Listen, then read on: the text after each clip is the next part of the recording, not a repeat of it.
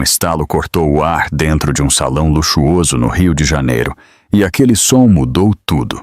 A elegante festa de gala no Hotel Copacabana Palace transformou-se no palco de uma humilhação pública, quando um poderoso empresário levantou a mão contra a própria esposa, sem imaginar que aquela noite marcaria o início da sua queda.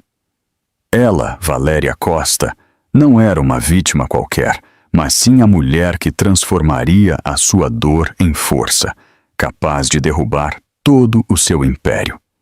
O que se seguiu foi uma história de orgulho, culpa e redenção, onde o poder se enfrentou cara a cara com a justiça. Acredite, você não conseguirá imaginar o final até vivenciar esta história conosco. Não se esqueça de deixar o seu comentário e se inscrever no canal para ver muito mais histórias emocionantes. Sob os lustres de cristal do Copacabana Palace, o riso dos poderosos soava como uma sinfonia vazia. Ninguém imaginava que naquela noite uma mulher grávida romperia o silêncio dourado do Rio. O salão principal resplandecia. Os garçons circulavam entre mesas decoradas com arranjos de jasmim. As taças tilintavam, os vestidos longos moviam-se como ondas. Valéria Costa, com um vestido azul que tentava dissimular a gravidez, caminhava devagar, segurando uma pequena bolsa. Cada passo parecia um esforço para manter a dignidade. Ela pensava na promessa que o marido lhe sussurrou naquela manhã. Hoje à noite não a deixarei sozinha. Olhou em volta, mas ele não estava ao seu lado. Adriano Moura, empresário admirado e anfitrião da gala, sorria entre banqueiros e vereadores. Sua voz profunda misturava-se à música suave que vinha do pátio. À sua direita estava Lúcia Silveira, a sua jovem assistente. Vestida de vermelho escuro, radiante e segura, as pessoas os observavam.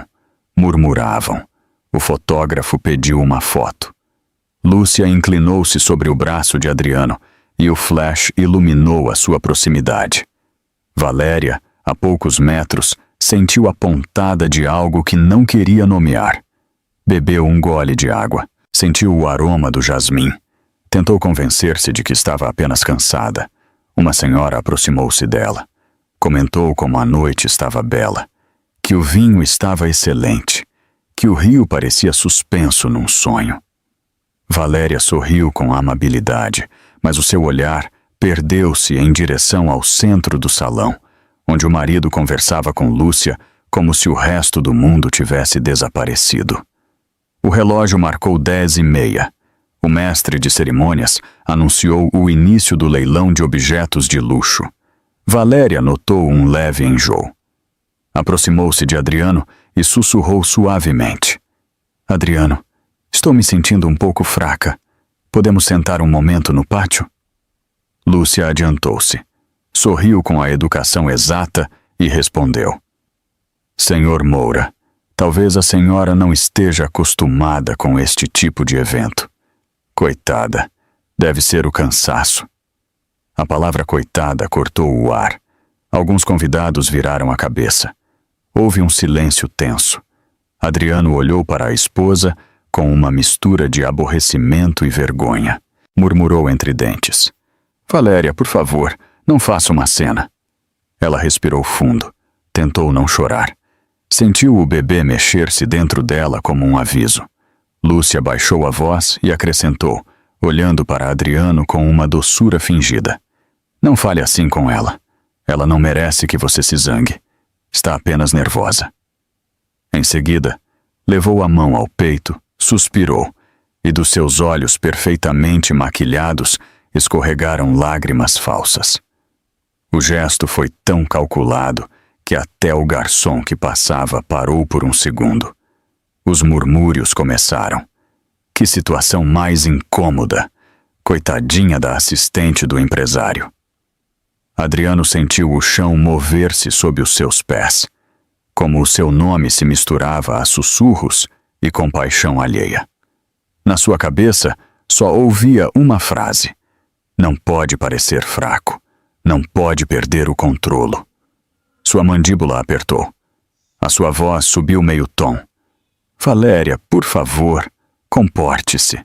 Todos estão a olhar para nós. Ela respondeu baixinho. Só quero sentar um momento, é só isso. Lúcia, com a precisão de quem mede cada palavra, interveio outra vez. Não se preocupe, Adriano. Estou bem, de verdade. Não quero que ela se sinta mal por minha causa. E fingiu enxugar uma lágrima, apoiando-se no ombro dele. A cena parecia um quadro de falsa piedade. Valéria ficou imóvel. Sentiu o calor dos olhares. Um sabor amargo na boca. A música parecia parar.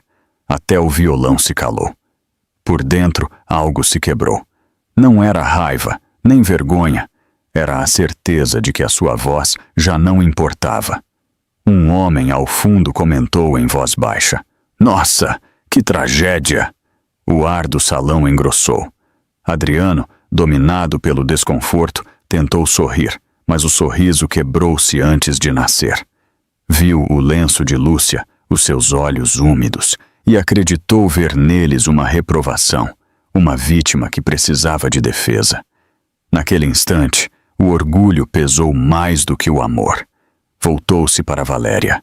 O seu tom era frio, o seu olhar duro. Você está me ridicularizando e nem se apercebe.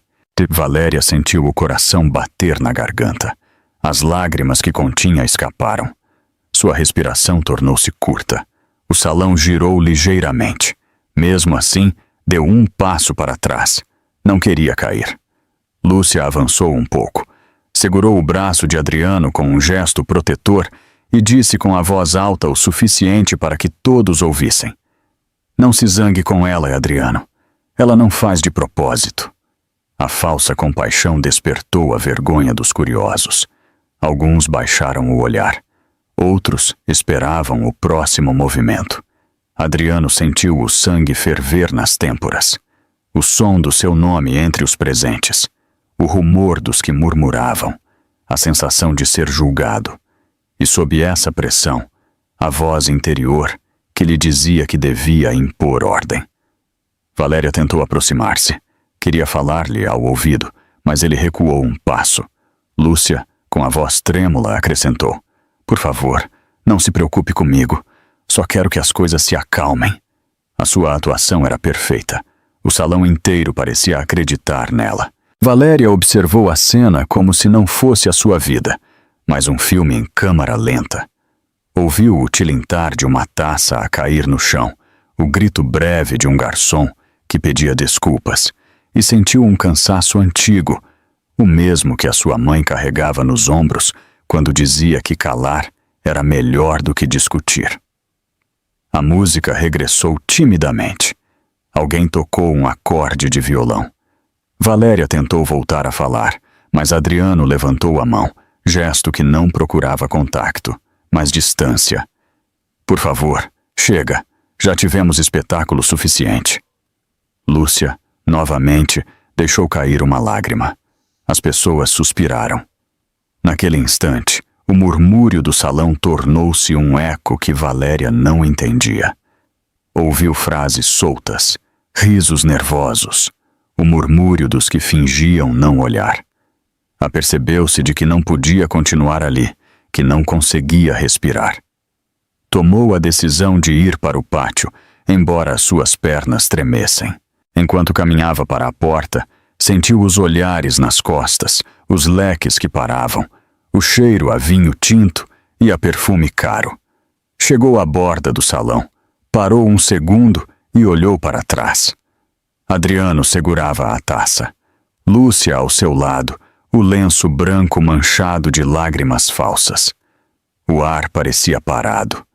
Valéria quis acreditar que tudo era um mal-entendido, que no dia seguinte poderiam conversar, mas dentro dela algo se apagou. Cruzou o limiar e o ar do pátio atingiu-lhe o rosto. Mistura de jasmim e frescura noturna. Respirou com dificuldade, apoiou-se na parede. Atrás ouviu aplausos. Uma voz que anunciava a próxima peça do leilão. Um chicote de couro trançado. símbolo de uma tradição secular. Ela não sabia, mas aquele objeto seria testemunha da sua queda. Permaneceu um segundo sob o céu aberto, o ventre sob a palma da mão, o coração a tentar não se partir. Lá dentro, Lúcia levantou o rosto para o lustre. A luz dourada acariciou seu perfil, e um sorriso breve, gélido, cruzou a sua boca. Você não sabe que esta noite será a última em que continuará a ser a esposa dele. O som do violão continuava a bater, mas entre música e vinho, a fúria de Adriano Moura estava prestes a congelar o Rio de Janeiro. O eco do que acontecera minutos antes persistia como um espinho de cristal. A sala lembrava a lágrima impecável de Lúcia, as suas palavras de veludo diante dos convidados, e o sussurro que ela deixou a Valéria à saída do pátio como um mau presságio. A imagem regressava repetidamente, empurrando Adriano para um limite onde o orgulho mandava. A calma morria, e o nome era tudo. O mestre de cerimônias levantou a voz com um tom de festa. Senhoras e senhores, peça número 11, um chicote artesanal, couro trançado, rebites de prata, símbolo de uma tradição centenária. E o foco caiu sobre a mesa de leilão. O couro brilhava como se respirasse. Uma sombra curva desenhou-se na toalha branca. Alguns aplaudiram por inércia, outros inclinaram-se para ver melhor. O fotógrafo ajustou a objetiva. Um garçom ficou imóvel com uma bandeja de canapés. Ninguém sabia que a noite estava a um estalo de se quebrar. Valéria regressou do pátio com a tez pálida, uma mão no ventre, a outra no encosto de uma cadeira. Tentou encontrar o marido para lhe pedir 5 minutos de ar. A sua voz saiu quase às escondidas. Adriano, por favor, vamos conversar um momento. Mas a frase caiu sem eco. Os olhos do empresário não olhavam para a esposa. Olhavam para a sala que cochichava com um apetite que o feria. Olhavam para Lúcia a apenas um passo. Com o lenço ainda úmido e o rosto de cristal, olhavam para o chicote consagrado pelo foco. E naquele triângulo, o julgamento nublou-se. O sangue mandou. O orgulho empurrou como um touro invisível. A apresentadora tentou brincar com a arte do couro. As pessoas riram muito pouco. O rumor cresceu. Valéria repetiu com voz mansa. Estou enjoada. Se pudéssemos sentar. E Lúcia inclinou-se com delicadeza. A sua dicção perfeita pairou sobre as cabeças. Não se preocupe comigo, Adriano. Estou bem. Só me entristece vê-la tão nervosa. Tão nervosa soa como um carimbo em público. E aquele carimbo mordeu a nuca de Adriano. Deu um passo decidido. O salto marcou o mármore. Aproximou-se da mesa. Pousou a mão sobre o couro trançado. Levantou-o. O chicote exalou um arco escuro. Um estalido breve que ainda não atingiu ninguém. Apenas dividiu o ar. E a sala, subitamente, respirou menos. Valéria estendeu um braço instintivo. Não tocou no cabo. Tocou a manga do marido como um rogo.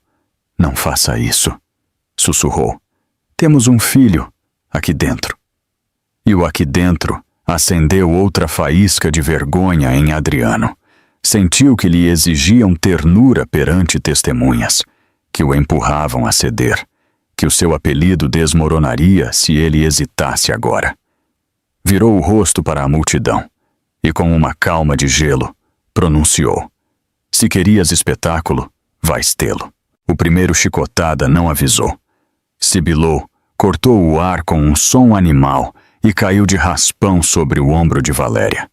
Não houve sangue, mas a explosão do golpe, seca e de cristal, fez com que 2 ou 3 convidados soltassem um ai baixo. O violão calou-se sem ordem. As taças vibraram com um zumbido fino.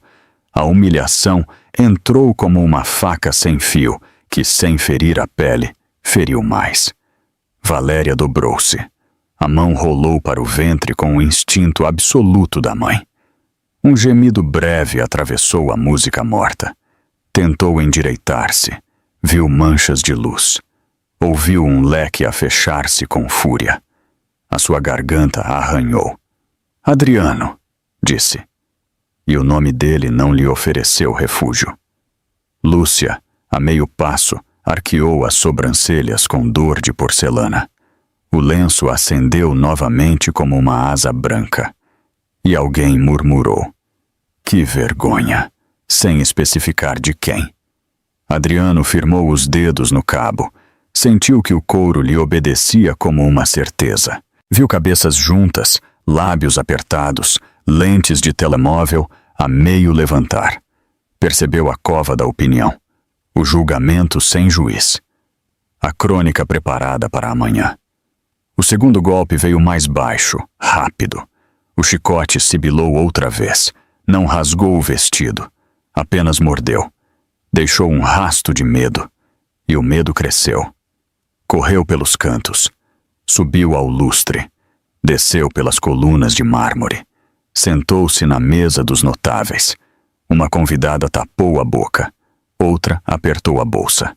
Um garçom avançou um passo e parou. O mestre de cerimônias consultou o técnico sem saber o que dizer. E Valéria, com os olhos quentes e a testa fria, pensou. Respira. Por ele. Tentou dizer. Mas só saiu um fio. Por favor. Adriano não ouviu o rogo. Ouviu o seu apelido na saliva alheia. Ouviu o empresariado a respirar na sua nuca. Ouviu a cidade a julgar.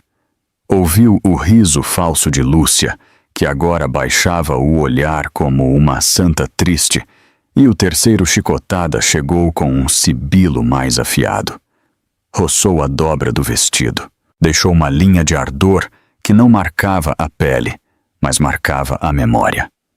E a memória, naquele segundo, fotografou a posição exata de cada convidado, os dedos que tremiam, os lábios que se apertavam, a distância milimétrica de Lúcia com o homem que dizia proteger. Valéria recuou e tropeçou na borda do tapete. Um copo caiu em alguma mesa e derramou vinho tinto como uma mancha que apontava para alguém sem dizer nomes. A sala soou a cristais pequeninos que se partiam por dentro. Ela engoliu em seco. A náusea subiu. O seu mundo inclinou-se. Procurou uma cadeira. Não queria sentar-se. Sabia que sentar-se seria o mesmo que desaparecer. Pensou em Santa Teresa, na voz da sua mãe, no cheiro a pão com azeite, na luz da manhã que perdoa, e sentiu um golpe baixo no ventre que não era do chicote. Era o medo de herdar o medo. Disse, conversamos amanhã. Tentou estender uma ponte, mas Adriano, com o rosto tenso e os olhos de pedra, procurou o quarto golpe. A mão traçou o arco mecânico de quem se acredita obrigado a não ceder. O couro subiu. O couro baixou. E naquele segundo, do fundo, uma voz grave, limpa, irrompeu como um raio sem trovão. Basta, Moura! O braço congelou. O chicote pendia como um animal vencido. A sala respirou. As cabeças giraram. O foco encontrou um homem alto de cabelos grisalhos discretos com laço sóbrio e passo seguro. Javier Alencar atravessou o corredor de atenção não com pressa, mas com autoridade moral. Ofereceu uma mão aberta. Pegou no cabo. Não o arrancou. Recolheu-o. Devolveu-o à mesa com um gesto firme que soou a ponto final. Nenhum homem tem o direito de transformar a sua esposa em espetáculo, disse, sem gritar. E a palavra espetáculo, de repente, encolheu os curiosos. Uma senhora sentou-se. Um jovem baixou o telemóvel. O fotógrafo encontrou-se com a câmera pendurada como uma culpa. Adriano olhou para Javier com um ódio que não terminou de acender-se. Disse, isto é assunto meu. E aí a frase caiu no mármore como um copo mal pousado. Javier respondeu, não. Isto é assunto de dignidade. e 2 ou 3 consciências se puseram de pé por dentro. Valéria dobrou-se sobre si mesma. A vista tremeu. O mundo perdeu o foco. Uma tontura a empurrou. Javier estendeu o braço e ela apoiou-se. Uma camareira aproximou água. Outra ofereceu uma cadeira. Os que há um segundo eram espectadores, agora queriam ser salvadores. Mas chegaram tarde. Lúcia deu o seu último passo de atriz. Colocou-se ao lado de Adriano, com o perfil mais puro. Os olhos úmidos em vitrina, a boca trêmula, o lenço já seco. E essa pureza impostada pescou compaixões, como quem recolhe moedas do chão. Valéria bebeu um gole. O cristal frio devolveu-lhe o pulso. Os seus lábios balbuciaram. Obrigada. Javier sussurrou. Respire. Já passou. E esse já passou empurrou uma fenda de luz na sua escuridão.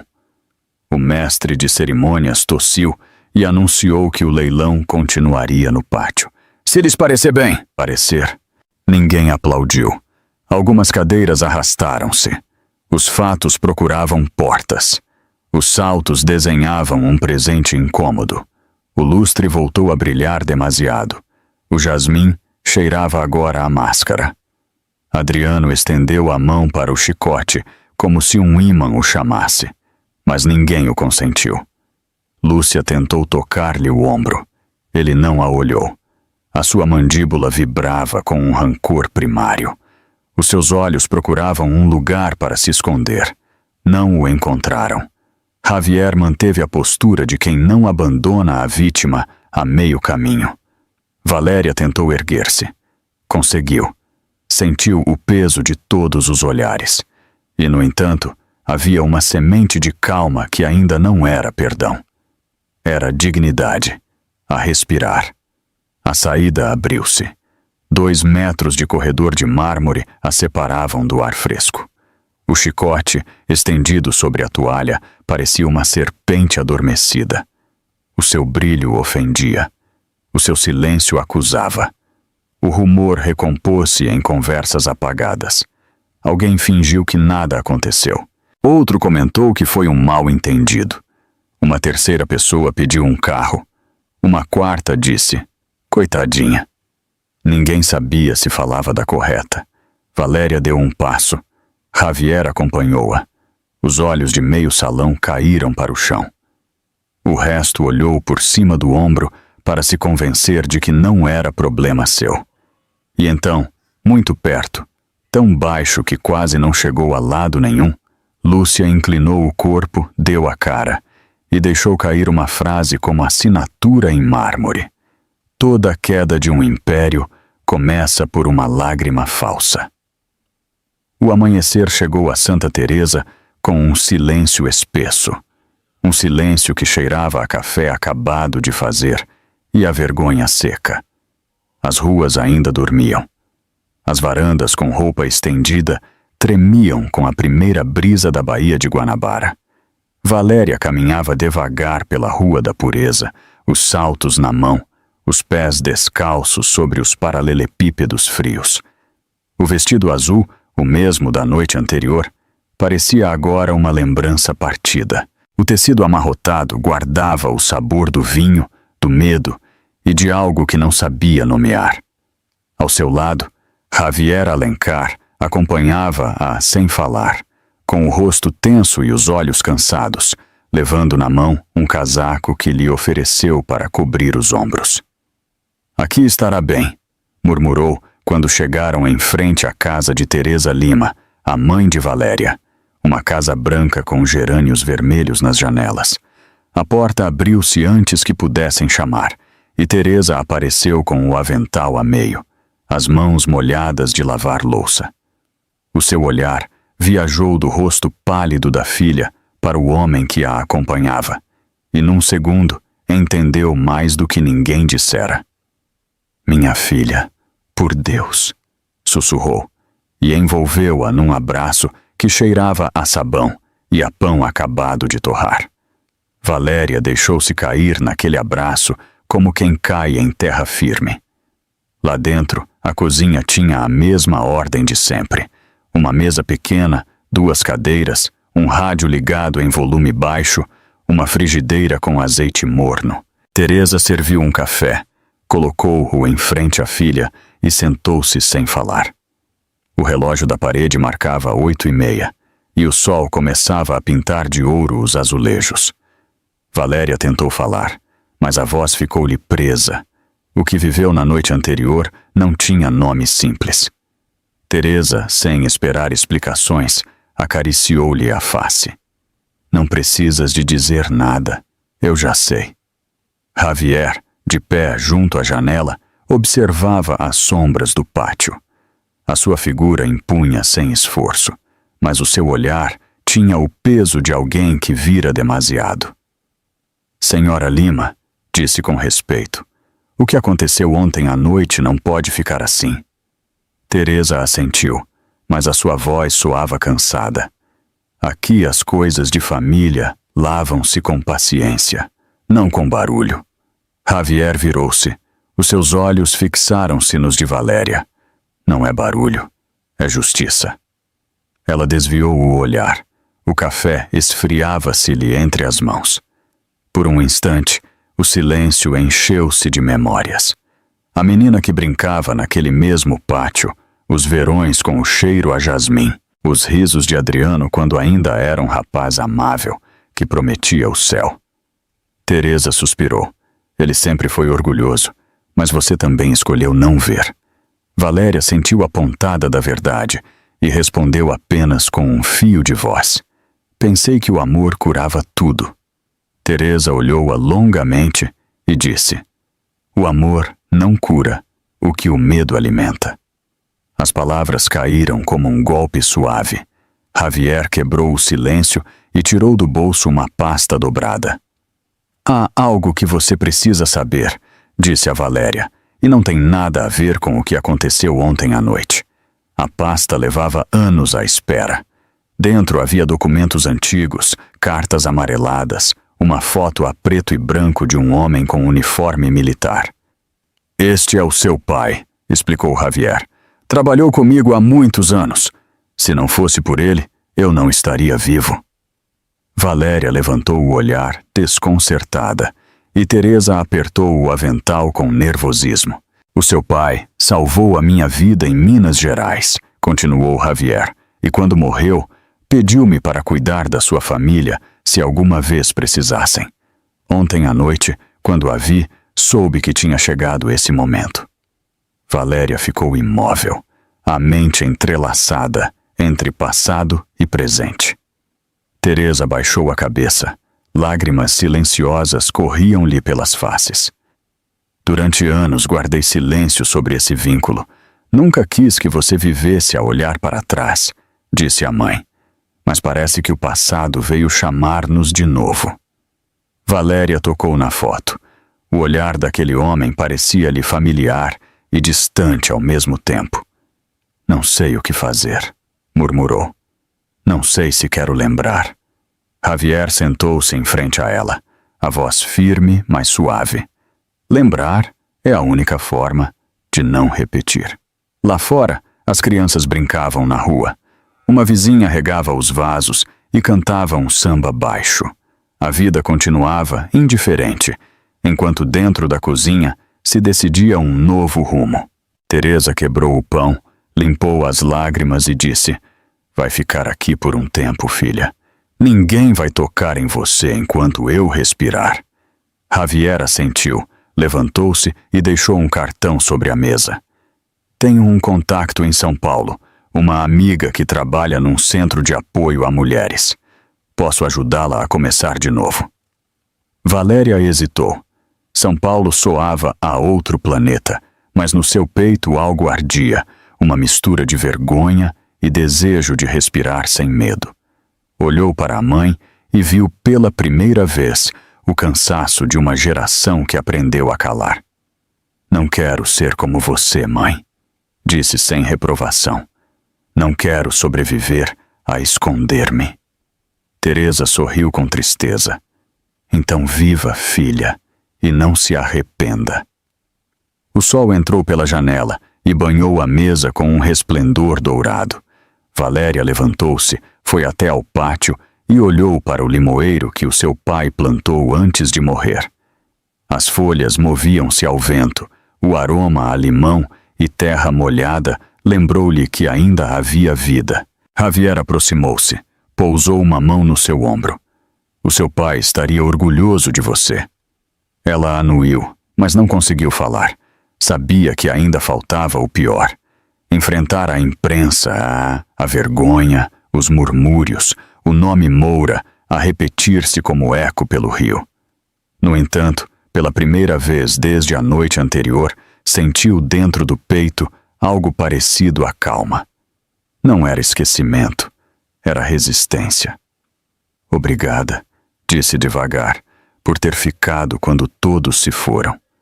Javier respondeu. Cumpri uma promessa.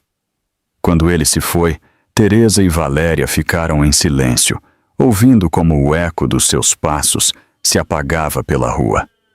A mãe serviu-lhe mais café e disse: Os homens passam, mas o sangue fica. Não se esqueça de onde vem. Valéria olhou para as fotos na parede. Os seus avós, o seu pai, a sua mãe mais jovem, ela própria em criança com um vestido branco. Entendeu que a sua história não terminava na vergonha, mas na decisão de se levantar. O relógio deu as 9:30. No rádio soava uma voz que anunciava o tempo, céu limpo no Rio, possibilidade de chuva no sul. Valéria apoiou as mãos sobre a mesa e disse com uma determinação nova: Amanhã vou para São Paulo. Teresa não perguntou nada, apenas lhe pegou na mão e disse: Vá, filha, o mundo não termina num apelido. Lá fora, o mar de Copacabana brilhava sob o sol como um espelho, e pela primeira vez em muito tempo, Valéria sentiu que podia olhar-se nele sem medo. São Paulo recebeu-a com um frio novo, diferente do Rio. Um frio que não cortava a pele, mas limpava os pensamentos. O comboio chegou à Estação da Luz ao amanhecer. A plataforma estava meio vazia e Valéria desceu com uma mala pequena, o casaco da mãe sobre os ombros e uma carta de Javier dobrada no bolso. A carta continha apenas um endereço e uma frase escrita com tinta azul. Aqui você começará de novo. Lá fora, a cidade acordava entre luzes alaranjadas, o som dos autocarros, o cheiro a café torrado, o rumor dos passos. Valéria levantou o olhar e disse para si mesma que São Paulo não sabia quem ela era, e essa ignorância era o seu primeiro presente. Chamou um táxi. O condutor olhou-a pelo retrovisor e perguntou com sotaque paulista: Primeira vez na capital? Ela sorriu apenas e respondeu: Primeira vez em muito tempo. O táxi avançou pela Avenida Paulista. Enquanto o sol subia lento entre os edifícios, os escaparates das padarias enchiam-se de pães acabados de fazer, e um vento leve levantava os jornais esquecidos.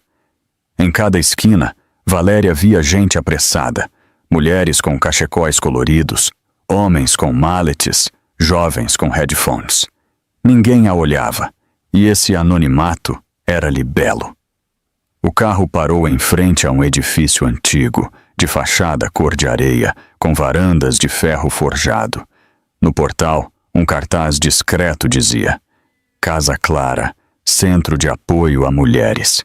Valéria pagou a corrida, agradeceu com uma voz que tremeu e subiu os degraus. Uma mulher de uns 50 anos, de cabelo grisalho apanhado e sorriso caloroso, abriu a porta antes que ela tocasse a campainha. Você deve ser a Valéria, disse com naturalidade. O Javier falou de você. Ela assentiu, sem saber o que responder, e a mulher acrescentou: Eu sou a Clara. Entre, filha. Aqui o café está sempre acabado de fazer. O interior cheirava a pão torrado e a calma. Nas paredes havia quadros de paisagens, flores secas em frascos de cristal, e um quadro de ardósia com frases escritas por outras mulheres. Não tenho medo. A dignidade não se perde. Recupera-se. Valéria pousou a mala no chão, sentou-se e sentiu como o corpo lhe pesava. Clara serviu-lhe uma chávena, sentou-se em frente a ela e perguntou sem insistir: quer me contar algo ou prefere que falemos do clima? Valéria sorriu com um gesto frágil e respondeu: do clima? Por agora? Clara riu, um riso sereno, sem curiosidade maldosa, e disse: em São Paulo o inverno parece sempre mais longo do que é, mas passa, como tudo. A frase ficou a flutuar no ar como um bálsamo. Passadas umas horas, Valéria subiu ao pequeno quarto que lhe tinham atribuído. Uma cama simples, uma janela que dava para o pátio interior, uma mesa com uma planta. No parapeito, um gato dormitava ao sol. Ela abriu a mala e tirou a foto do seu pai. Colocou-a junto à lâmpada e, ao fazê-lo, sentiu que estava a fundar algo. Uma vida mínima, mas sua. Da rua chegavam vozes de crianças, o som de um violão, o pregão de um vendedor ambulante. Tudo parecia cotidiano, e, no entanto, para ela, era uma vitória. Deitou-se na cama, olhou para o teto e sussurrou: você não me venceu. Sem saber se falava com Adriano ou com o medo. Os dias passaram lentos, cheios de rotinas novas. Na casa Clara, as manhãs começavam com workshops de costura, de escrita e de silêncio partilhado. Valéria aprendeu a ouvir sem se sentir julgada, a falar sem medo que a sua voz tremesse. Havia mulheres de toda a parte. Uma peruana que fugiu de um marido violento. Uma jovem do Sul com um filho de 3 anos. Uma mulher do Nordeste mais velha que dizia que o coração se habitua aos golpes se não lhe ensina a bater de novo. Cada história a tocava como um espelho fragmentado e, pouco a pouco, as peças da sua começavam a encaixar. Numa caderneta que Clara lhe deu, escrevia todas as noites uma frase, só uma. A primeira dizia: o meu corpo não é vergonha. A segunda: a minha voz não precisa de permissão. Clara, que observava sem interromper, disse-lhe um dia enquanto serviam sopa: quando uma mulher começa a escrever a sua história, já ganhou metade do caminho. Valéria assentiu, e pela primeira vez desde a gala, sentiu fome, não só de comida, mas de vida. Saiu para caminhar pelas ruas do bairro da Luz, comprou pão, deu gorjeta na pastelaria, aprendeu a dizer obrigada, sem baixar o olhar. Uma tarde, em frente a um escaparate, viu na televisão uma notícia breve. O empresário Adriano Moura encontrava-se sob investigação por agressão e maus-tratos. A imagem mostrava o Copacabana Palace, o tapete vermelho, os flashes. O coração bateu-lhe no peito, mas não sentiu medo, mas sim uma tristeza limpa, como a de quem assiste a um enterro necessário. Essa noite não dormiu. Saiu para o pátio com uma manta sobre os ombros. O céu de São Paulo tinha um brilho metálico. As estrelas pareciam mais longínquas do que no Rio. Clara apareceu em silêncio com 2 chávenas de chá e sentou-se ao seu lado. Vi nas notícias, disse sem rodeios. Valéria anuiu. Não quero que o prendam. Quero que ele entenda, murmurou. Clara respondeu. Às vezes, entender é a maior condenação. Ficaram caladas. O vapor do chá misturou-se com o ar frio. Nesse silêncio, Valéria lembrou-se das palavras de Javier. Lembrar é não repetir. E prometeu a si mesma não esquecer. No dia seguinte, recebeu uma carta. O envelope tinha o timbre de uma firma de advogados do Rio. Dentro, uma nota breve. Ainda há contas do passado que você precisa conhecer. Reconheceu a letra de Javier. Suspirou. Sabia que o caminho para a paz não tinha terminado. Na mesa, a sua caderneta esperava. Escreveu uma nova frase. Eu sobrevivi, mas ainda tenho que viver. Olhou pela janela. O gato observava-a com os olhos semicerrados, e ela sorriu. Pela primeira vez em muito tempo, a palavra esperança não lhe soou estranha. Lá fora, o rumor de São Paulo seguia o seu curso, mas dentro dela, o silêncio tinha se tornado um refúgio. As semanas em São Paulo começaram a ter ritmo, um pulso próprio que Valéria aprendeu a seguir, como se fosse o compasso de uma canção nova. Casa Clara tornou-se o seu refúgio e a sua escola, um lugar onde o tempo não se media por relógios, mas por respirações. Cada manhã cheirava a pão acabado de fazer, a café com canela e a conversas suaves entre mulheres que tentavam reconstruir-se a partir dos escombros. No salão, as vozes misturavam-se com o rádio. Alguém ria, outra chorava em silêncio. E Clara, sempre firme, dizia que toda lágrima era também um começo. Valéria, sentada em frente à janela, escrevia na sua caderneta: "O medo não desaparece, mas aprende a sentar-se longe." O inverno paulista alongou-se com dias cinzentos. Valéria começou terapia com uma psicóloga jovem chamada Núria, que falava com ternura e firmeza ao mesmo tempo. Na primeira sessão, Núria convidou-a a fechar os olhos e a respirar. "Não quero que você esqueça", disse-lhe. "Quero que se lembre sem doer." Valéria hesitou, mas obedeceu. No início, as palavras não saíram. Ficaram presas na garganta. Depois vieram enrajadas, como se soltassem sozinhas. Falou do medo, das noites sem voz, do golpe que não doeu só na pele, mas na dignidade. Núria ouviu-a e anotou pouco, mais atenta ao tom do que aos fatos. "A sua voz está cansada", disse. "Vamos devolver-lhe a força." Essa frase tornou-se o seu mantra. Todos os dias, Valéria levantava-se, olhava-se ao espelho e repetia em voz baixa: "Eu tenho o direito de falar." Na Casa Clara, as tardes eram mais tranquilas. As mulheres coziam, pintavam ou simplesmente tomavam chá. Clara punha música clássica e, às vezes, um disco de samba antigo. Uma das residentes, uma baiana chamada Rosália, ensinou Valéria a bater palmas e a seguir o ritmo. "O corpo também fala", dizia Rosália. "Se o escutar, deixa de tremer." E assim, pouco a pouco, Valéria começou a mover-se outra vez. Uma tarde, Clara organizou uma reunião onde cada uma devia ler algo que tivesse escrito. Valéria resistiu.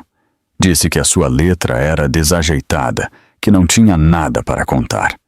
Mas quando chegou a sua vez, abriu a caderneta e leu uma frase breve.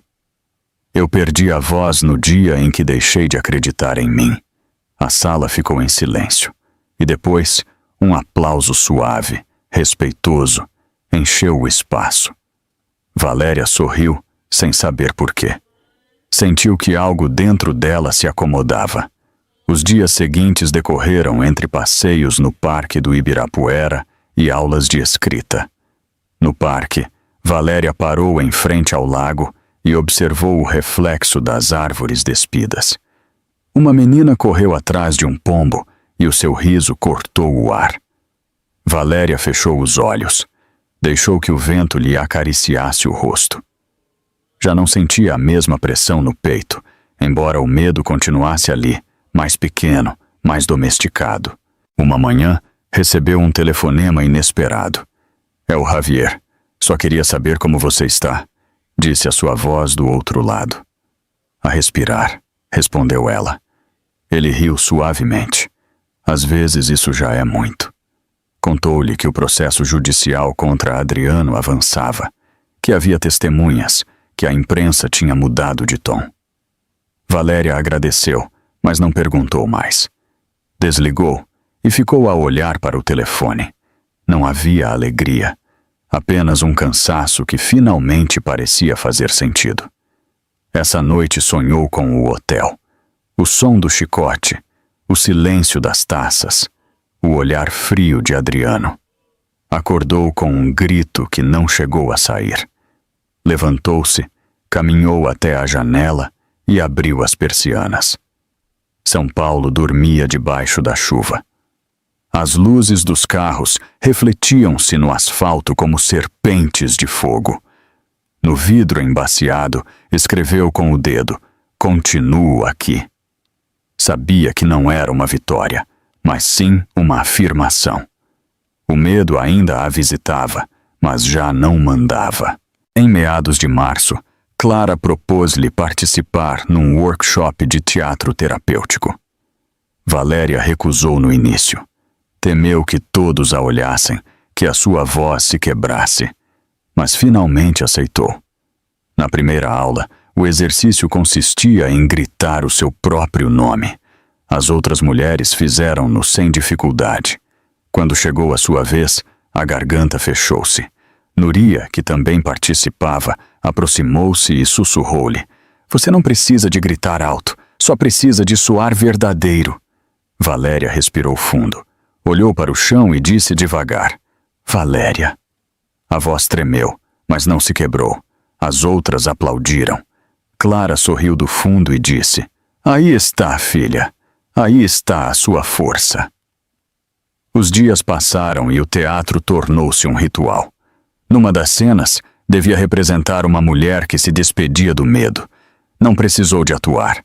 Fechou os olhos e imaginou-se a deixar para trás um hotel cheio de luzes falsas, um homem com os punhos cerrados e um futuro que já não lhe pertencia. No final da sessão, as lágrimas escorreram-lhe pelo rosto, mas não eram de tristeza, eram de alívio. Em abril, as flores começaram a encher os parques, e com elas chegou a notícia de que o julgamento se realizaria no Rio de Janeiro.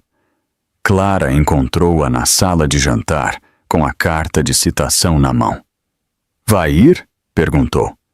Valéria levantou o olhar e respondeu: "Sim." A sua voz não tremeu. "Desta vez não vou calar-me." Clara pegou-lhe na mão e disse: "Então você já ganhou."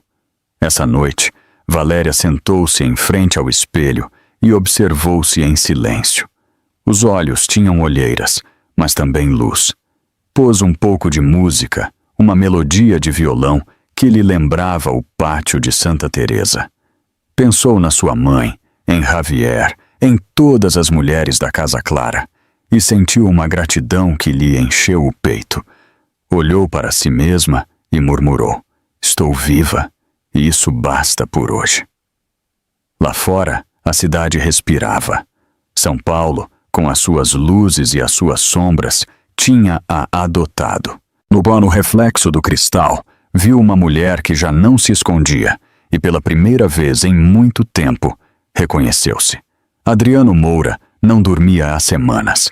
Na casa vazia do Rio, o eco dos passos retumbava como um julgamento que não cessava. Os jornais do dia amontoavam-se sobre a mesa do escritório, todos com o seu nome em manchetes, que cheiravam a vergonha. Empresário carioca, acusado de agressão pública à esposa grávida. As fotos do hotel, as taças paradas, o chicote a brilhar sob a luz, o seu gesto deformado pela raiva. Em cada imagem, via-se a si mesmo convertido no que jurou não ser. Abriu uma garrafa de vinho, não por prazer, mas para calar as vozes que lhe furavam a cabeça. Da janela via-se a Baía de Guanabara, indiferente, a avançar lenta, como se o mar levasse também o seu passado. No salão ainda restava o perfume de Lúcia, um rasto de flores doces que o irritava. Ela não tinha voltado desde a noite do escândalo, mas a sua sombra continuava ali, sobre as almofadas, nos espelhos. Adriano lembrava-se do seu sorriso torto enquanto a imprensa o devorava. Lembrava-se de como ela chorou em frente às câmaras com a perfeição de uma atriz consumada, dizendo que só tentou separar duas pessoas que se amavam. O mundo acreditou nela. Ele, por sua vez, foi apontado, julgado e reduzido a um monstro. Sentou-se, abriu o portátil e procurou o seu próprio nome. Centenas de artigos, comentários, insultos. Fechou o ecrã com um golpe seco e murmurou: "Não foi culpa minha." Mas o eco respondeu-lhe: "Foi sim."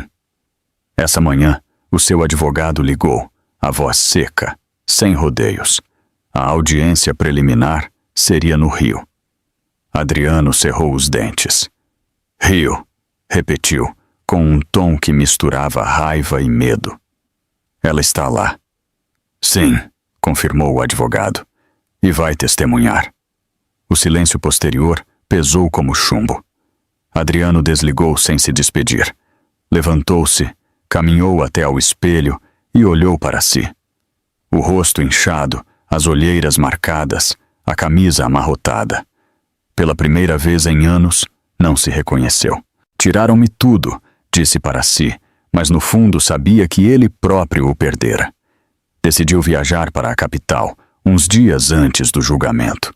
Pegou o comboio da tarde, o vagão quase vazio. Lá fora, os campos passavam como uma miragem.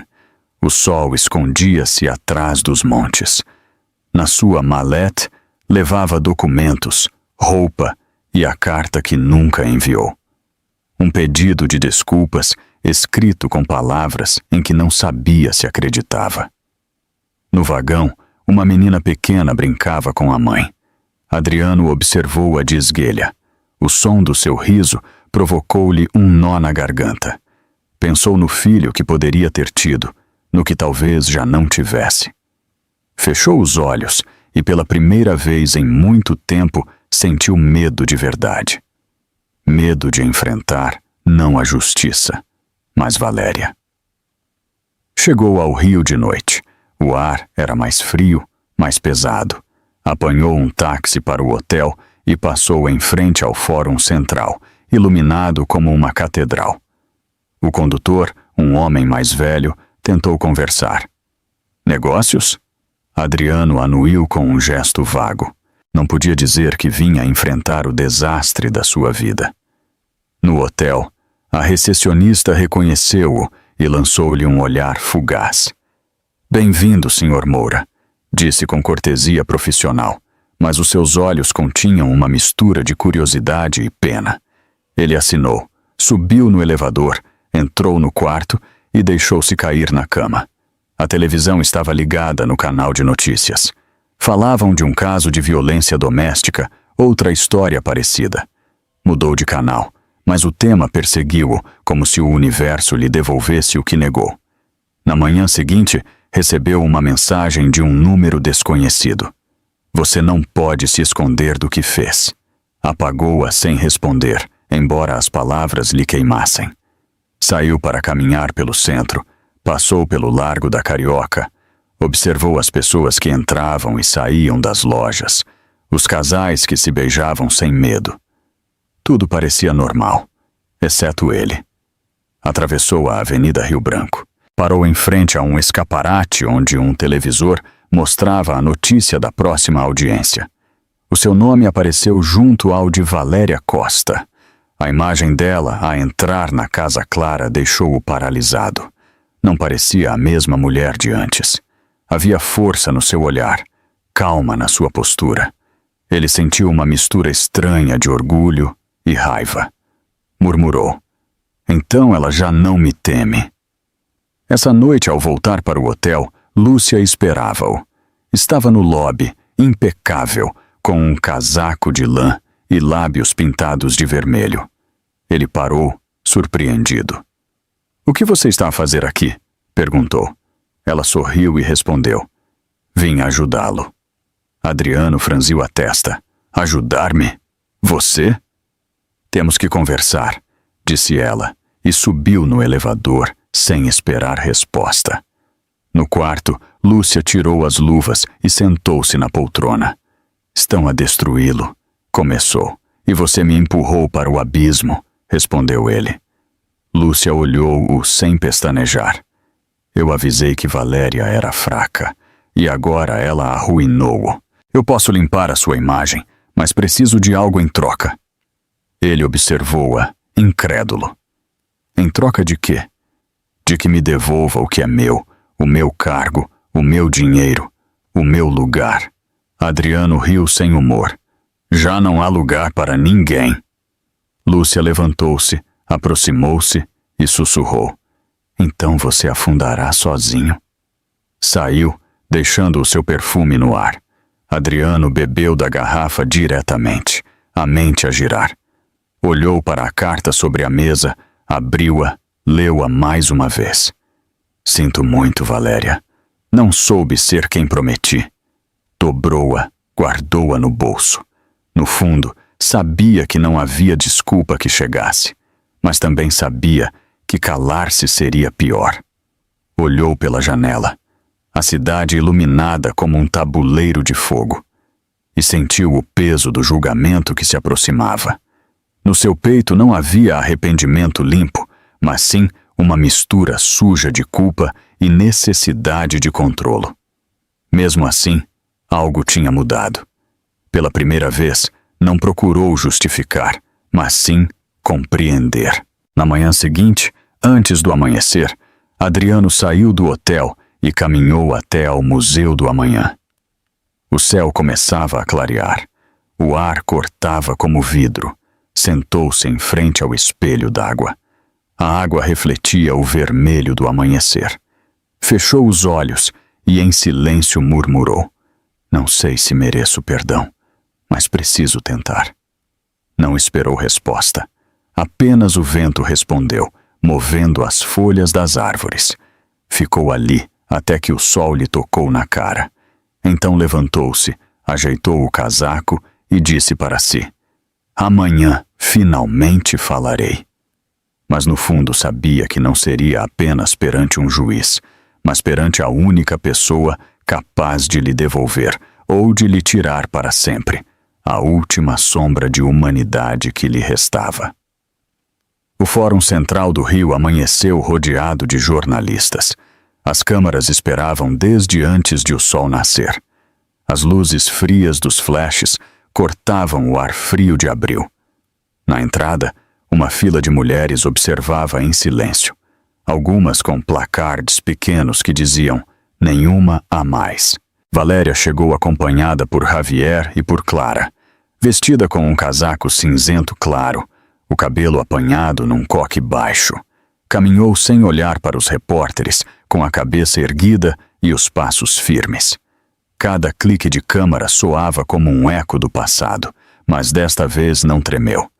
Dentro do edifício, o mármore do vestíbulo devolvia o som dos saltos e o murmúrio dos advogados. Na sala principal, o juiz já estava sentado, os microfones ligados, as pastas abertas.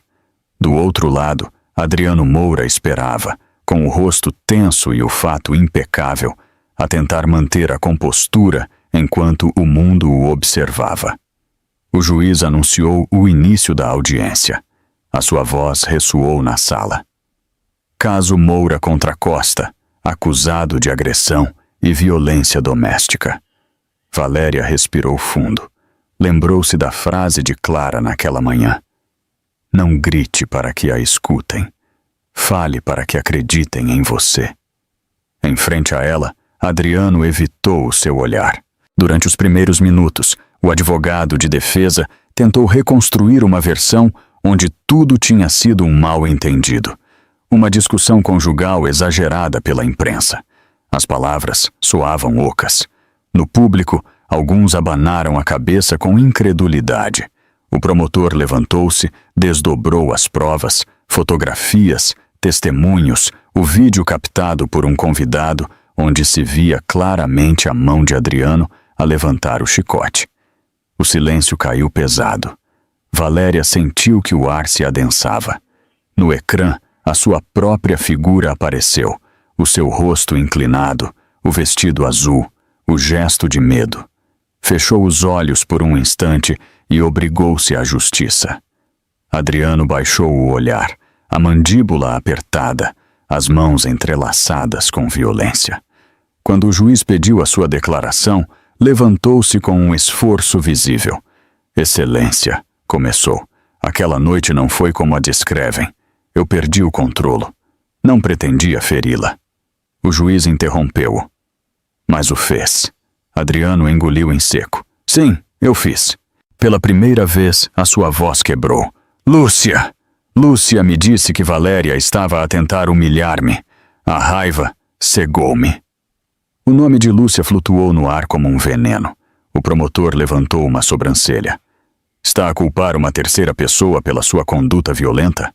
Adriano negou com a cabeça, os olhos úmidos. Não, culpo-me a mim mesmo, mas ela soube usar o meu orgulho. Valéria observou-o sem se mover. Não havia ódio no seu olhar, apenas uma distância infinita. O juiz pediu-lhe que falasse. Ela levantou-se devagar. A sua voz no início tremeu, mas depois tornou-se firme. Não estou aqui por vingança, mas pela verdade. O que aconteceu naquela noite não foi um acidente. Não foi um mal-entendido. Foi a consequência de anos de medo, de silêncio e de vergonha. E hoje não venho pedir castigo, venho pedir respeito.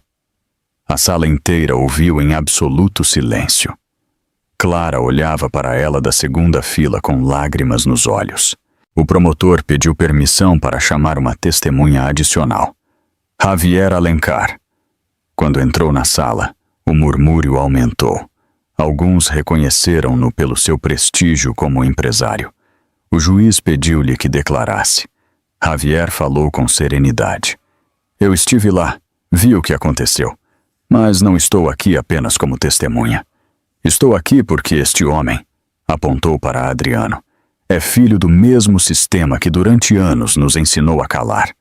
E porque o pai de Valéria, um homem que conhecia em Minas Gerais, salvou a minha vida e me pediu uma coisa: proteger a dignidade da sua filha se algum dia o mundo a fizesse duvidar do seu valor. A sala inteira ficou muda. Adriano levantou a cabeça, surpreendido.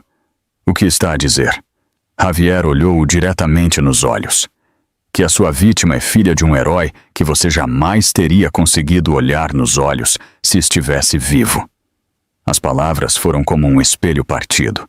Adriano perdeu a cor.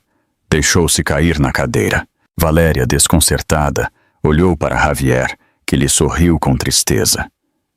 O seu pai está a vê-la, e hoje você está a cumprir a promessa dele, sussurrou. O juiz pediu silêncio. O momento durou o que um batimento cardíaco. Adriano pediu permissão para falar uma última vez. Só quero pedir perdão, disse com voz rouca. Não mereço que me conceda, Valéria, mas preciso de dizê-lo. Ela olhou para ele pela primeira vez em toda a audiência. Não procure o meu perdão, respondeu com calma. Procure o seu. O juiz decretou um recesso. No corredor, os jornalistas atiraram-se, mas Valéria não falou. Saiu para o pátio interior, onde o ar cheirava a chuva e a jasmim. Javier alcançou-a. Ofereceu-lhe uma garrafa de água. Você foi mais valente do que muitos homens na minha vida, disse-lhe. Ela sorriu apenas. Não me sinto valente, só cansada. O cansaço também é uma forma de vitória, respondeu ele. Quando a audiência recomeçou, o juiz anunciou as medidas cautelares e o processo continuou o seu curso. Adriano não voltou a falar. O seu rosto tinha se tornado uma máscara vazia. Lá fora, as mulheres do grupo Nenhuma a Mais aplaudiam, não com euforia, mas com respeito. Clara esperava-as à saída, com um abraço que cheirava a acalento. Valéria respirou fundo, olhou o céu limpo do rio e pensou na sua mãe, em Santa Teresa, no mar que continuava a fluir embora ninguém olhasse. Pela primeira vez, o som dos aplausos não lhe doeu. Era um ruído limpo, sem julgamento, sem culpa, um som que se parecia com a liberdade. Na cela número 12 do Centro Penitenciário de Bangu, o silêncio pesava mais do que o ferro. Adriano Moura acordou com o primeiro raio de sol que se infiltrava entre as grades. Tinham passado 3 meses desde o julgamento. 3 meses desde que ouviu o seu nome pronunciado junto à palavra culpado. As paredes cinzentas não tinham relógio, mas o seu corpo aprendeu a medir o tempo pelos ruídos do corredor, as chaves a girar, o carrinho do pequeno almoço, os passos dos guardas. No canto, sobre uma mesa pequena, havia um caderno e um envelope fechado. Escreveu-o há dias, mas não teve coragem para o enviar. No envelope, com letra trêmula, estava o nome de Valéria. Levantou-se, lavou o rosto com água fria e sentou-se. Olhou para o papel como se pesasse toneladas. Respirou fundo e começou uma carta nova. Valéria, escrevo. Não sei se estas palavras merecem sair daqui. Sei que a magoei e que nenhum perdão poderá apagar isso. Mas há algo que preciso de dizer antes que o silêncio me devore. Parou a mão.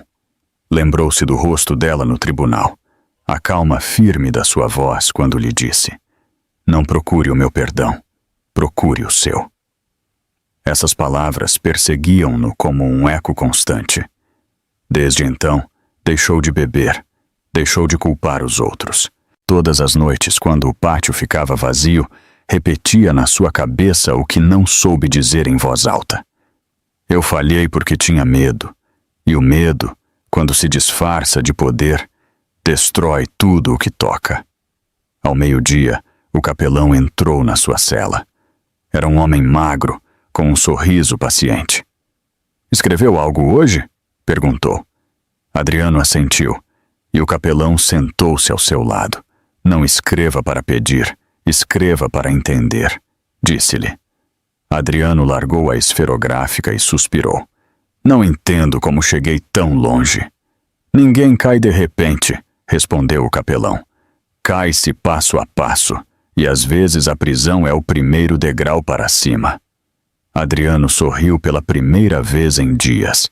Pensou nessa ideia de ascender a partir da queda, como se a culpa também pudesse ter teto. Pelas tardes, assistia ao workshop de leitura. Ali conheceu homens que, como ele, se debatiam entre a raiva e o arrependimento. Um deles, um idoso de barba branca, disse-lhe: "O castigo não começa aqui dentro, começa quando você deixa de se reconhecer." Essa frase ficou-lhe gravada. Adriano começou a ler compulsivamente. Livros sobre justiça, sobre redenção, sobre silêncio. Descobriu que havia mais força em calar com humildade do que em falar com orgulho. Numa página encontrou uma linha sublinhada que o abalou. O perdão não absolve, transforma. Essa noite não conseguiu dormir. Noutro canto de São Paulo, Valéria recebeu um envelope com o selo da prisão. Olhou para ele sem o abrir. Levava semanas a tentar viver sem olhar para trás.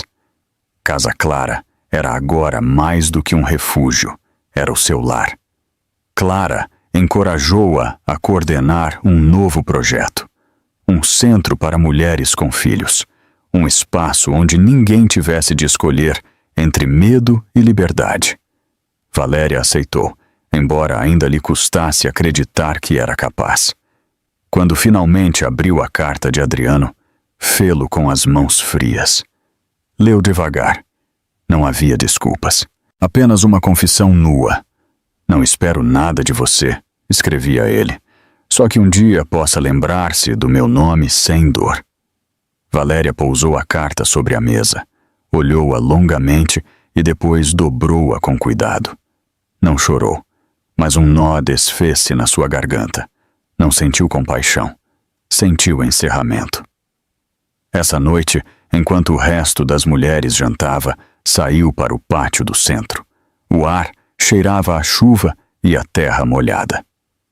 Olhou o céu sem estrelas e apercebeu-se de que o perdão não era um presente que se entregava, mas sim uma porta que se abria para dentro. Murmurou em voz baixa: "Eu perdoo-te, mas não por ti, mas sim por mim." Clara observou-a da janela, com um sorriso silencioso. Na prisão, Adriano terminou a sua 10ª carta. Cada uma era diferente, mas todas acabavam igual. "Obrigado por ter olhado para mim quando todos me odiavam. Guardou-as numa caixa que entregou ao capelão. Se algum dia ela as quiser, dê-lhes, disse-lhe. O capelão assentiu, mas não prometeu nada. Essa noite, no pátio, Adriano levantou o olhar para o céu e viu a lua sobre os muros. Por um momento, sentiu-a mais perto do que julgava possível. Um dia recebeu uma visita inesperada. Era Javier Alencar. O guarda abriu a porta e Adriano ficou sem palavras. Não vim humilhá-lo, disse Javier. Vim cumprir algo que devo ao seu pai. Adriano olhou-o desconcertado. Javier continuou. O seu pai e eu trabalhamos juntos há anos. Era um homem justo, duro, mas com honra. Ele acreditava que um homem podia cair desde que soubesse levantar-se. Não vim salvá-lo. Vim lembrá-lo de que ainda pode fazê-lo. Adriano não soube o que responder. Apenas anuiu, e pela primeira vez sentiu que alguém o tinha olhado sem ódio. Quando Javier se foi, o silêncio voltou a preencher tudo, mas desta vez não pesou tanto. Adriano pegou no caderno e escreveu. Hoje alguém me falou sem desprezo. Talvez isso também seja uma forma de perdão. Guardou a esferográfica, deitou-se e fechou os olhos. O murmúrio da prisão apagou-se. As luzes apagaram-se e pela primeira vez em muito tempo dormiu. Noutra parte da cidade, Valéria olhou o horizonte da janela da casa Clara. Os telhados úmidos refletiam a lua. Sobre a mesa, a carta de Adriano repousava junto à foto do seu pai. Pensou em tudo o que tinha perdido e no que ainda faltava construir. Acendeu uma vela pequena e sussurrou. Obrigada, pai, por me teres ensinado a não desistir. O fogo tremeu, iluminou o papel e ela sorriu. Ao fundo, o relógio marcava a meia-noite, mas para Valéria era o começo de um novo dia. Nesse silêncio limpo, o passado já não a perseguia. Simplesmente existia, sem dor, como uma sombra que finalmente aprendeu a ficar quieta. O amanhecer chegou com uma claridade nova. No Rio de Janeiro, o inverno tinha se ido e a cidade cheirava a pão quente e jacarandás. Tinham passado 6 meses desde o julgamento e a Casa Clara mudara de ritmo. Nas paredes havia novas fotos, novas vozes, novas mulheres. Valéria já não era uma residente. Agora coordenava o centro com uma serenidade que surpreendia até Clara. Todas as manhãs chegava antes de todos. Abria as janelas para deixar entrar o ar fresco e preparava café para todas. Na mesa da sala de jantar, sobre uma toalha xadrez, havia sempre flores frescas. Uma casa cura-se com cheiro à vida, repetia. As outras assentiam sem saber que essa frase nasceu numa noite em que ela ainda tremia ao lembrar-se. O projeto de expansão do centro começou. Chamava-se Casa Luz, uma ideia de Valéria e Javier. Um novo espaço nos arredores, com workshops para mães, salas de aula para crianças e uma pequena biblioteca. Quando Javier lhe propôs dirigi-lo, Valéria hesitou. Não sou líder de nada, disse. Ele sorriu. Você é desde o dia em que disse basta. Desde então, trabalhavam juntos todas as semanas. Ele fornecia os contactos e os fundos, ela o coração. Às vezes discutiam, mas sempre acabavam a rir. Entre eles não havia promessas, nem silêncios incômodos, apenas respeito e uma cumplicidade nascida da dor partilhada.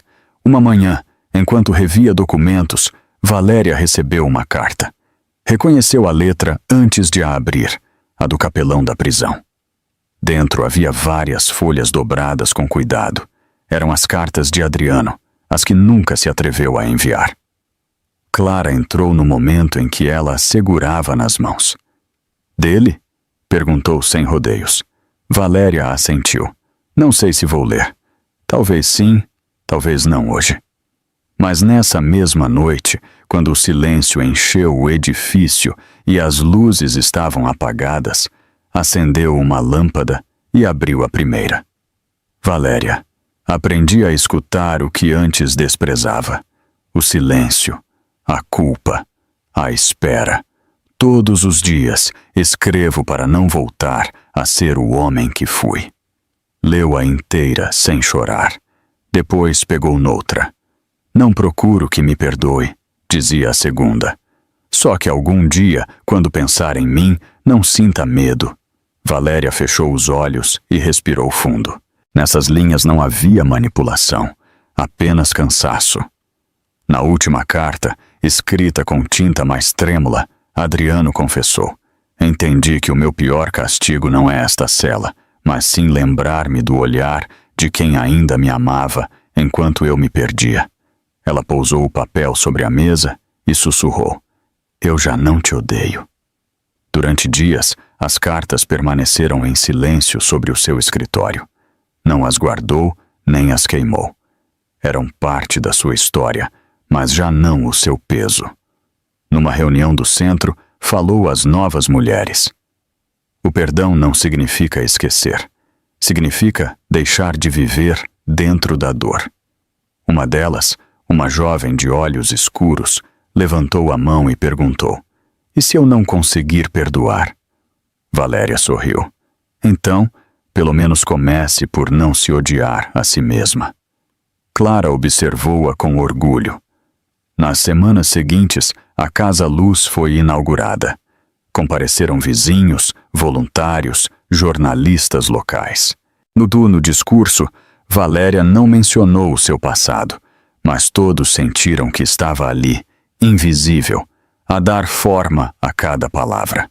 Este lugar, disse no final, não nasceu do sofrimento, mas sim da vontade de transformá-lo em algo que sirva aos outros. Os aplausos soaram sinceros, e entre eles, Javier olhou-a com emoção contida. Depois do evento, ficaram sozinhos no jardim do centro, entre vasos de lavanda. O seu pai estaria orgulhoso, disse ele. Ela respondeu: e o senhor também.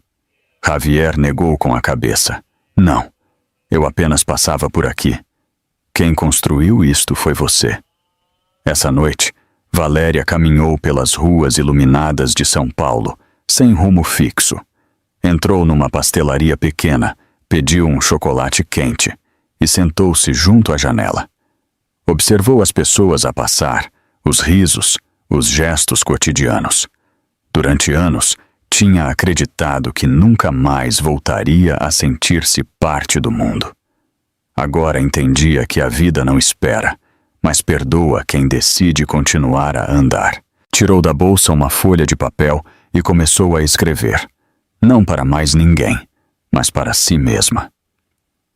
Eu sobrevivi, e agora sei que viver não é vencer, é aprender a respirar sem medo. Dias depois, recebeu um telefonema da prisão.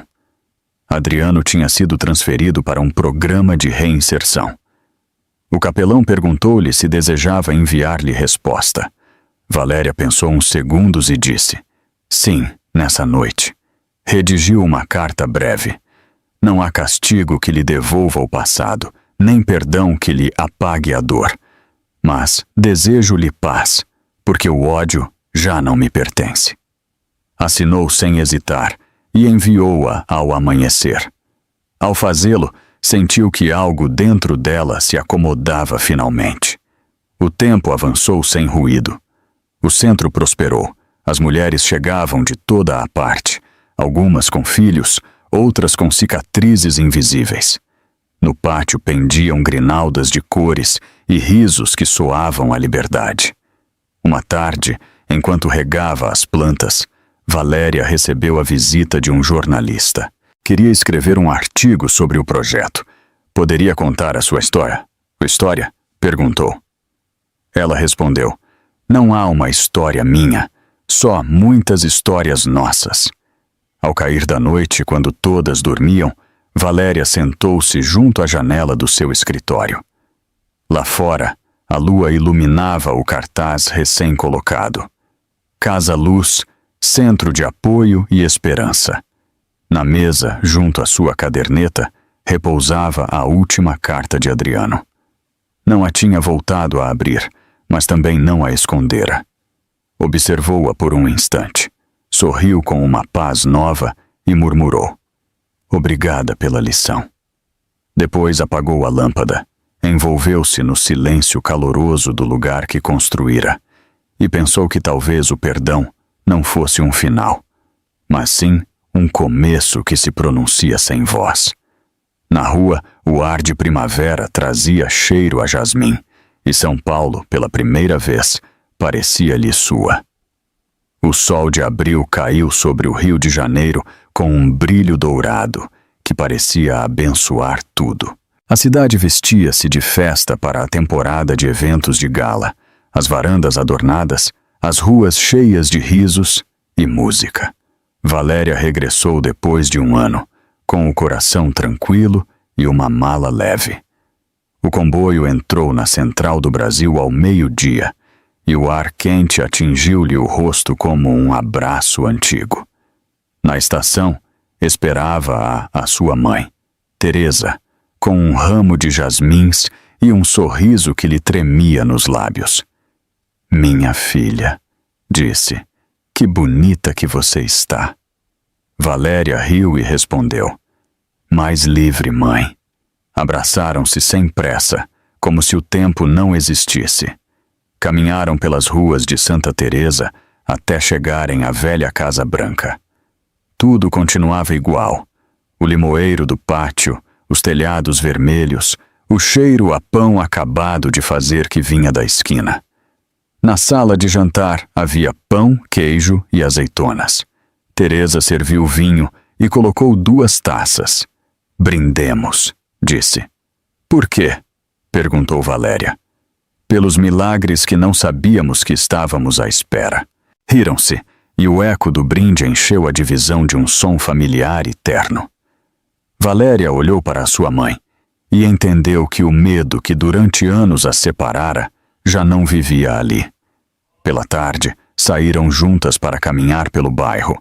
Os vizinhos cumprimentaram-na, alguns com curiosidade, outros com afeto. "A menina da Lima voltou", murmuravam. Na praça, umas crianças jogavam a bola. Um violão soava ao longe. Valéria parou em frente ao mar e contemplou o reflexo do céu na água. "Eu mudei", disse em voz baixa. Teresa assentiu. "Sim, mas continua a ser você." Valéria sorriu. "Não quero esquecer tudo o que aconteceu, mãe. Só quero que já não doa." "E já não dói", respondeu ela. Essa noite, a casa cheirou a jasmim e a caldo. Teresa preparou o jantar, enquanto Valéria revia os planos da Casa Luz, que planeava abrir uma sede no Rio. "Vai trazer o seu projeto para cá?" perguntou a mãe. "Sim, quero que outras mulheres tenham um lugar para começar de novo."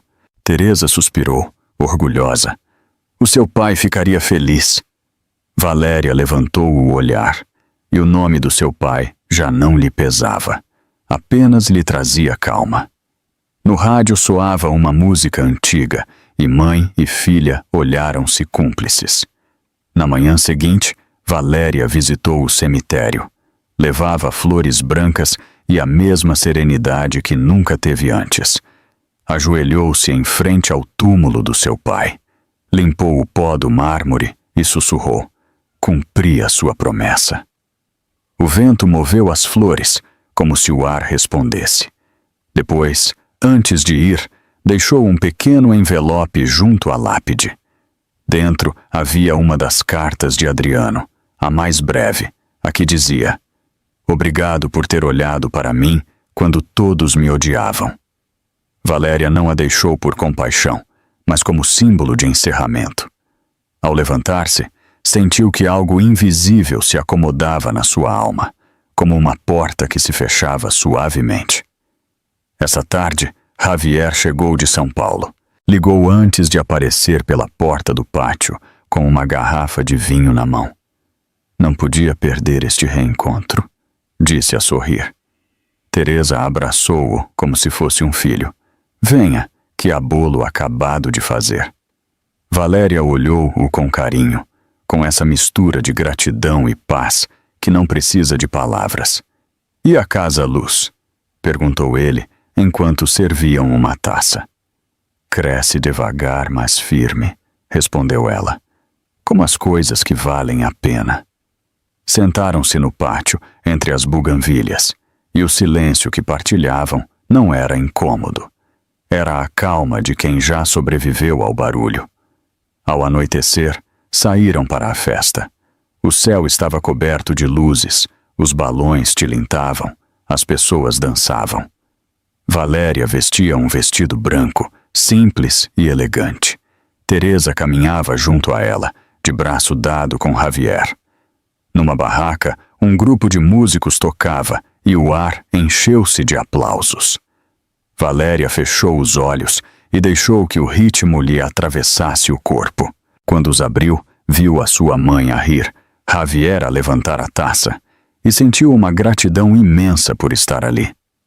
Viva, presente.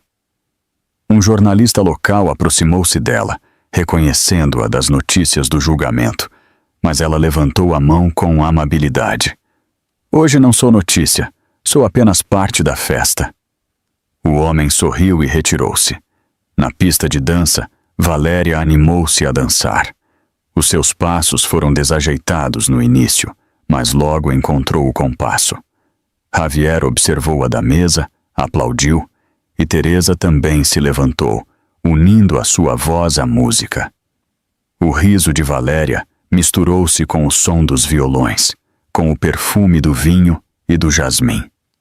Quando a música terminou, o céu encheu-se de fogo de artifício. As cores iluminaram o rosto de Valéria, que levantou o olhar como se o passado se acendesse e se desfizesse no ar. Javier disse-lhe ao ouvido: "Você é a prova de que a luz sempre volta." Ela respondeu: "A luz nunca se foi. Eu é que aprendi a olhar para ela." Caminharam juntos pela margem do mar. O mar de Copacabana brilhava sob a lua. Tranquilo, eterno. Antes da meia-noite, regressaram à casa. Teresa despediu-se com um beijo e subiu para o seu quarto. Valéria ficou no pátio, sozinha, escutando o murmúrio distante da festa. Acendeu uma vela e colocou-a sobre a mesa, junto a um vaso de jasmins. O fogo tremeu, projetando sombras suaves nas paredes caiadas. "Por todas as que sobreviveram", disse em voz baixa, "e pelas que ainda procuram a sua voz." Fechou os olhos, e pela primeira vez desde aquela noite no Rio, a sua respiração estava completamente serena. Quando o relógio do bairro marcou a meia-noite, um vento quente passou pelo pátio, fazendo as folhas do limoeiro bailar. Valéria sorriu. Na distância, o fogo de artifício desenhou uma última explosão de luz, e naquele instante, a vida sentiu-se nova, limpa, possível. O Rio de Janeiro dormia sob um céu perfumado, e o eco do seu riso, misturado com o rumor do mar, parecia dizer que a dor se transformou em algo mais profundo, numa certeza luminosa, que a verdadeira redenção não está em ser perdoado pelos outros, mas sim em se perdoar a si mesmo por ter permitido que o medo calasse a dignidade, e em transformar essa lição numa ponte para a liberdade dos outros.